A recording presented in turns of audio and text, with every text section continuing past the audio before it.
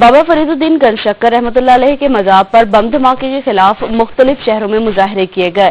لاہور میں نعیمین ایسوسی ایشن، جماعت اہل سنت اور انجمن سرفروشان اسلام کے کارکنوں نے پریس کلب کے سامنے احتجاجی مظاہرے کیے۔ مذہبی رہنماؤں نے خطاب کرتے ہوئے کہا کہ بزرگوں کے مزارات پر حملے ناقابل برداشت ہیں۔ ان کا کہنا تھا کہ ان ہستیوں نے بر صغیر میں ایمان کی روشنی پھیلائی اور دین کی آبیاری کے لیے زندگی وقف کر دی۔ حضرت بابا فریدالدین گنجشکر رحمۃ اللہ علیہ کے مزار پر بم دھماکے کے خلاف سنی تحریک فیصل آباد کے زیر اہتمام ریلی نکالی گئی۔ ریلی کی قیادت سنی تحریک کے رہنماؤں محمد ناصر نقشبندی اور پروفیسر نصیر احمد نے کی۔